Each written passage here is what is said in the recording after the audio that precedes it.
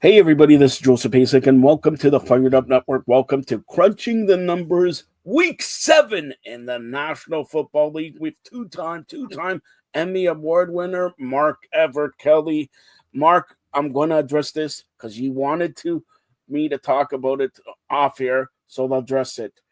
The New York Jets suck. All right, you wanted me to talk about this, so the New York, but the Giants are not bad. But never my Buffalo No, Bills. they're not All bad. right, I'm going to talk about my Buffalo Bills. Okay. They lose a game to New England. New England up and coming at home. They're not going to be 88-0 at Right. home. You Right. understand it, okay? You Yeah. understand it. I thought they would come back on Monday night against the Falcons. The Falcons are a not bad team, okay? Like, I got to admit that. I thought they're going to be better. They're going to play one loss. Who cares? They let this guy Bijan Robinson run for 395 yards and all that in the first half. All right, like obviously the problem is not Josh Allen. It's not even the wide receivers, even though one Palmer goes down and everything like that. I and trade deadline, if I was the Bills GM and I'm the president of the province of Canada, the mayor left of North America, soon to run for the mayor of Mozambique. Can't spell it, but I can run for it. I would get in a trade. I would get, a wide receiver and desperately, did I say desperately? Desperately need a safety. Need a safety, maybe even two safeties.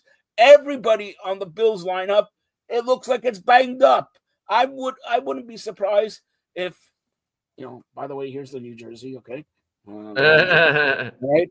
If number 17, Josh Allen, is banged up. Okay. Now they got lucky because this week they got a bye. Okay, right? The perfect time. Like some people have buys in the week 4, some people have buys in week 14.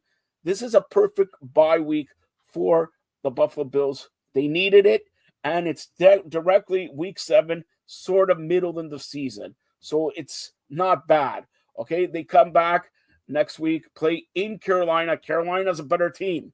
All right. So we'll see how it goes there. But they desperately need a wide receiver and desperately need a safety. But I digress. Let's get to Sunday, week 7 of the National Football League here, Mark. And you know what? I'm going to say this. Not only is he a 2-time Emmy Award winner, not only can he talk about the NFL, the CFL, NHL, NBA, all this, but he can pick winners and losers. So let's start off Sunday, 9:30 in the morning in London, England. We're going to have some tea. You'll have some crumpet.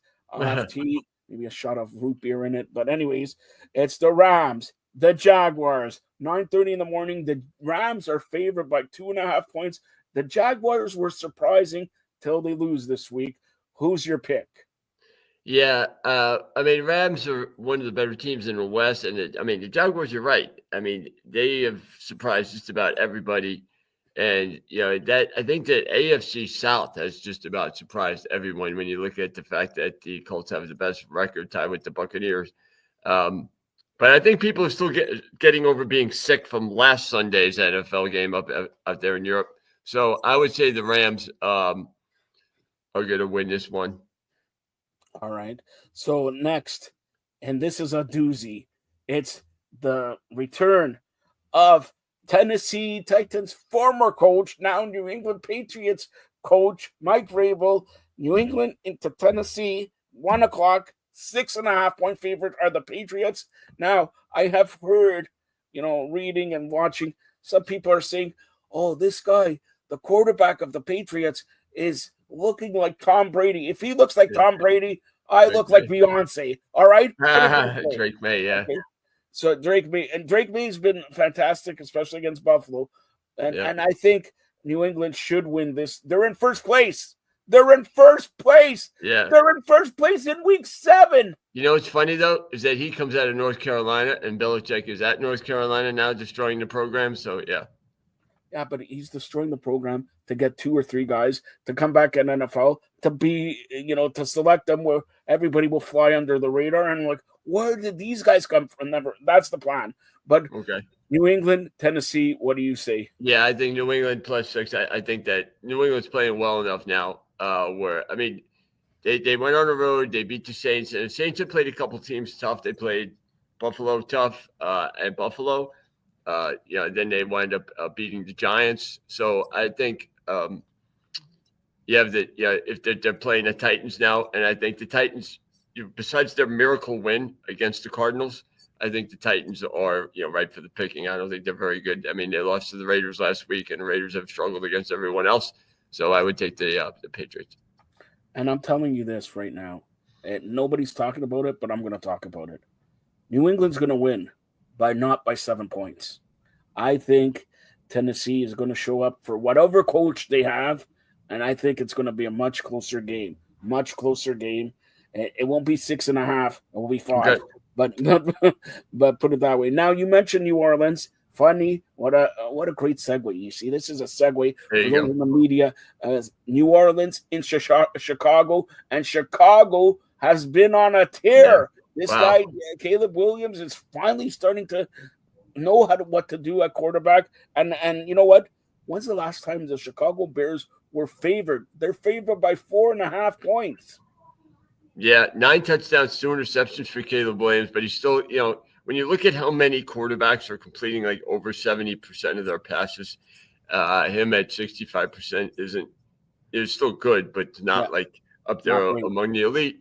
But Chicago's, beating Washington on the road last week. I think I'm going to ride with them. I think Caleb Williams starting to figure out a little bit, and he's tough to defend against because he can do so many things. Well, now go here from Caleb Williams, which is an up-and-coming quarterback, to Miami at Cleveland. Cleveland favored by 2.5. Tua at quarterback of Miami, and Mark Everett Kelly at quarterback for Cleveland. All right? So like the 17th ranked quarterback, okay? So now, but Cleveland is favored by 2.5. Wow. Okay. Well. But that should be easy then, Miami. I mean, Miami's left some tough games last couple of weeks, losing to the Chargers last week. They beat all they can do is beat the Jets. They lost to Carolina where they blew a 17-0 lead. So I think Miami will be able to hold off the Browns, which again, with who fill in the blank at quarterback. Well, I'm going to tell you, Myles Garrett gets not 1, not 2, not 3, not 4. But 17 sacks just this week. He'll get more than 2 sacks this week, and he's probably salivating at that. All right, now we mentioned this. Carolina, good team, going to your country to take on the New York Jets. Yeah, Carolina. Oh, Carolina's favored by 1.5 points. By 1.5 points, right? Yeah. Well, I mean that's enough to where you can take them. The Jets just look so bad. I'm telling you right now, the lock of the week. Write this down. The lock of the week. The New York Jets. Okay. Prevail over the Carolina Panthers by a field goal. Book it could be right. Everything. Listen, you never doubt the president of the provinces of Canada. All right. I'm sorry. What do you mean sorry? They have to. I mean, I don't think anyone was more bored to death last week against their effort against the Broncos. They just had no confidence. They have negative passing yards overall against the Broncos. And a lot of those, 6 or 7 sacks, a lot of them were coverage sacks. Justin Fields just looks totally incapable of throwing a pass. He is gun shy, to say the least. I would be surprised if the Jets, but usually at home, the Jets don't play well. And I don't think they're good at, even if it's just 1.5 points, I still think Carolina, who's playing a lot better now, is good enough to win, unless they just totally tank it and don't show up, kind of like Denver did and tried to give the game to the Jets. But even if you try and give it to them, I don't think they're going to take it. I'm telling you, that's a surprise, the lock, all right? The lock here. Now, arguably, this is the best 1:00 game this week, week 7. The Philadelphia Eagles go into Minnesota to take on the Vikings. The Eagles favored by 1.5. And the next game, we're talking about Kansas City, and we talked about Buffalo. These Super Bowl favorites. Yeah. Really are. It looks like, yeah, you're worried about it, but you got to tie the shoelace and all that. If they lose this week to Minnesota, forget about tying the shoelace. Take off the shoelaces. Take off Throw it the at shoes. somebody. Yeah. What do you say? I think I was surprised that Philadelphia got their butt kicked so bad by the New York Giants. That was a little disturbing to me. I expected more of Philadelphia. There's just more consistency. I think in the NFL, it's really weird. The teams you expect to be consistent haven't been consistent, and the teams you don't expect to be consistent, I mean, they're really not consistent either. There's really no consistency from the bad teams. I mean, take a team like the Falcons. One week they look awful. The next week they beat You the have to Bills. throw the Falcons in there. You have to throw because they beat this team. Well, yeah, okay. Well, you guys throw Carolina in there, throw Miami in there, throw whoever in there. Denver, don't matter. It seems like everybody, Buffalo, it seems like everybody's just inconsistent this year. And so I think this is, a game that I don't. It's hard to pick too. But Philadelphia, you would think that they'll get back on track and be able to win this. I disagree. I think it's the Vikings.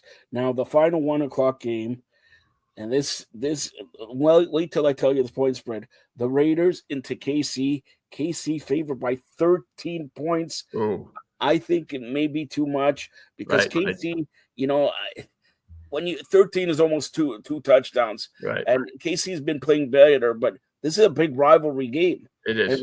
It's a right. I say KC wins 27-20, something like that. Yeah, I would take the Raiders with the 13. Absolutely. All right, so that's the 1:00 games. Now 4:05. This could be a doozy too. The New York Giants head to Denver to take on the Broncos. The Broncos favored by 7.5.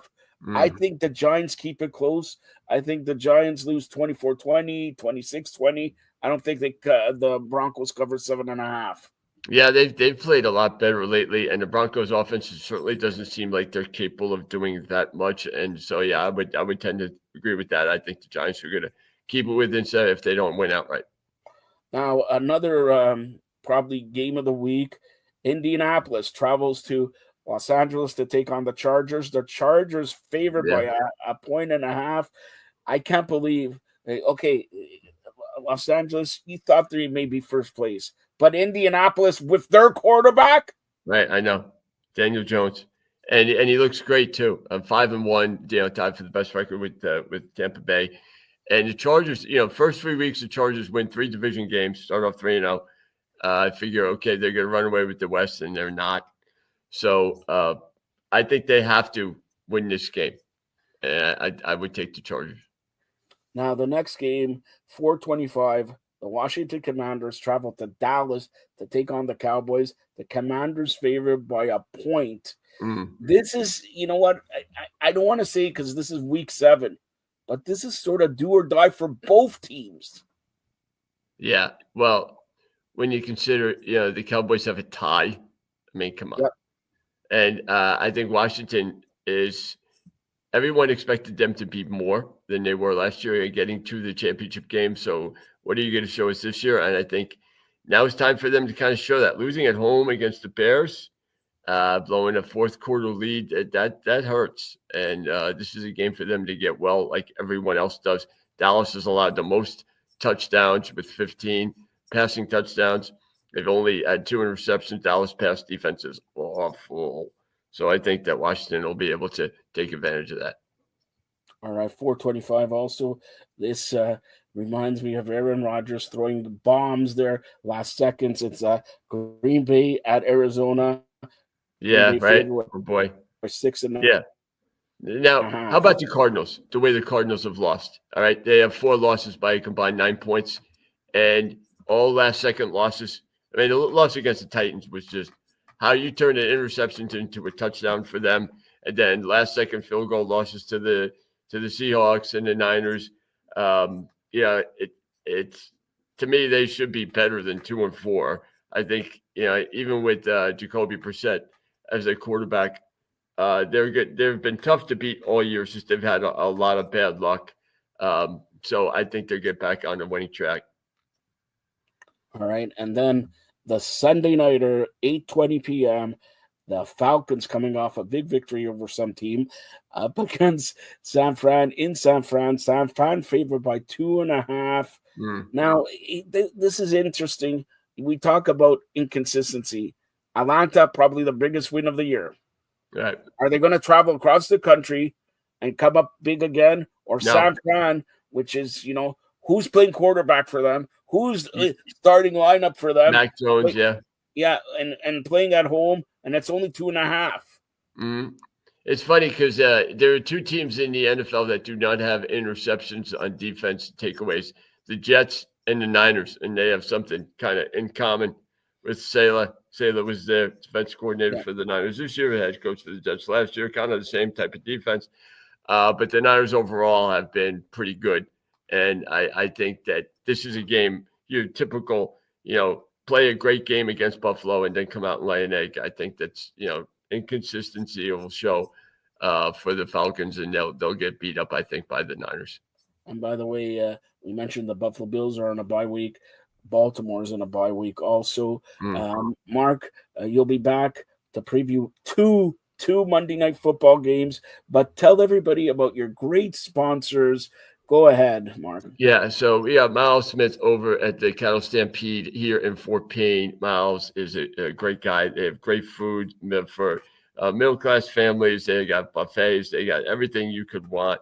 They have really good steak. They have good mashed potatoes. They have good gravy. I mean, I love the gravy. And they have breakfast when you get there early in the morning. So Miles is a great guy. And they're going to start doing some stuff at night, too, having some bands come in and open up the bar. So they're really, it's an honor for me to have them as a sponsor. And then you have Bobby Ledbetter over Bobby Ledbetter's Twin City Auto Sales. Bobby's one of those guys when once you buy a car from him, once you never buy from anywhere else. It's another great guy that gives you, car salesmen have a reputation. Bobby's not like that. Bobby sits down, he gets to know you, gets to know what you want. And I can't thank those two guys enough for being sponsors for me. All right. So, again, check them out and check out Mark tomorrow here on the Fired Up Network. Thanks a lot, Mark. Thank you.